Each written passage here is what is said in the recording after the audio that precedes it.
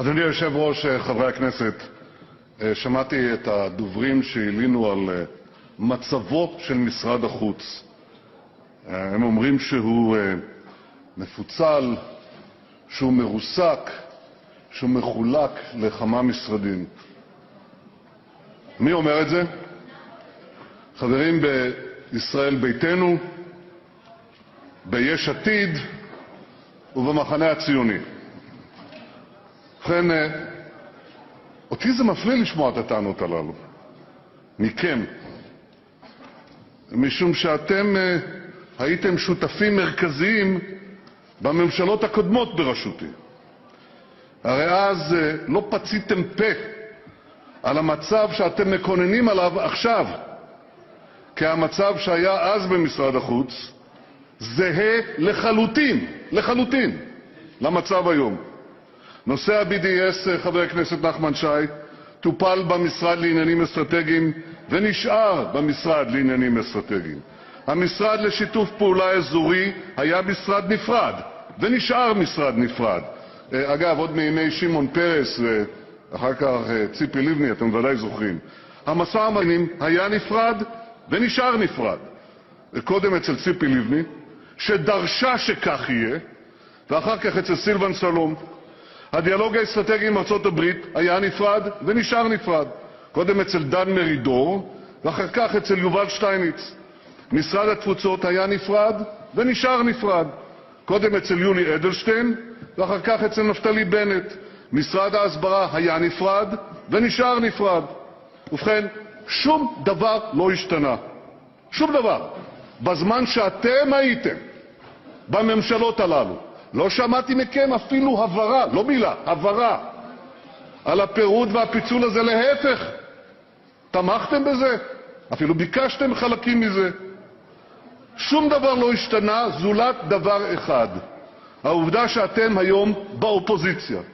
ומאז שאתם באופוזיציה, אתם מקוננים על ריסוקו כביכול של משרד החוץ, שלא היה ולא נברא.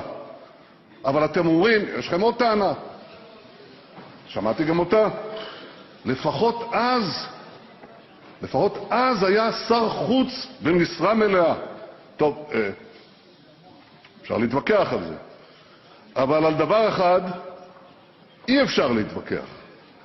במשך קרוב לשנה אני הייתי שר החוץ, ועשיתי זאת לבקשתו המפורשת של אביגדור ליברמן, שלא רצה שימנה מישהו אחר.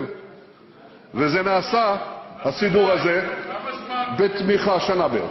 וזה נעשה בתמיכה מלאה של יאיר לפיד וציפי לבני, כשותפים בכירים בממשלה, שמסבירים לנו היום שאסור שמצב כזה יהיה.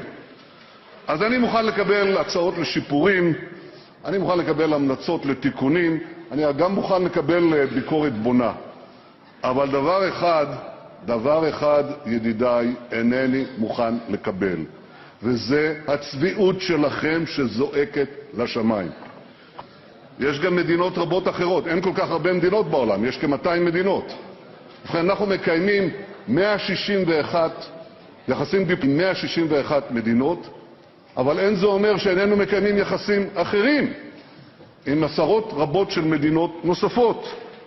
אני יכול לספור ב10 אצבעותיי את מספר המדינות שאינן מקיימות יחסים עם ישראל, ושאנחנו איננו מקיימים יחסים איתם.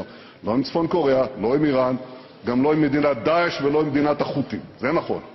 אבל אנחנו מקיימים יחסים מלאים ויחסים אחרים עם רובן של מדינות העולם. מי שמבודד זה לא ישראל בקשריה עם הקהילה הבינלאומית, אלא המדינות שאין להן קשרים עם ישראל, והמספר הזה הולך ומצטמצם כל הזמן.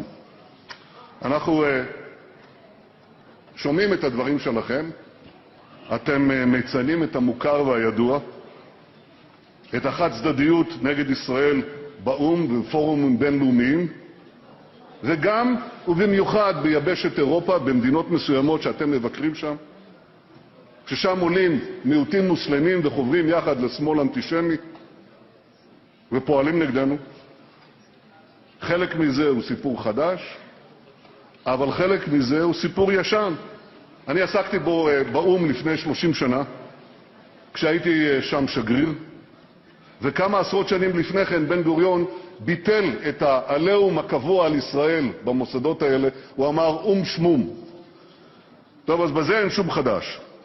אבל מה שחדש, ואתם מתעלמים מזה לחלוטין, מבטלים את זה כלאחר יד, מה שחדש זו הצמיחה המדהימה של מספר המדינות שבאות אלינו בקצב מדהים במטרה להדק את הקשרים איתנו.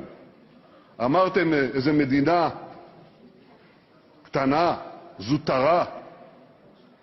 יש גם כאלה, אבל מעצמות עולמיות בכל התחומים.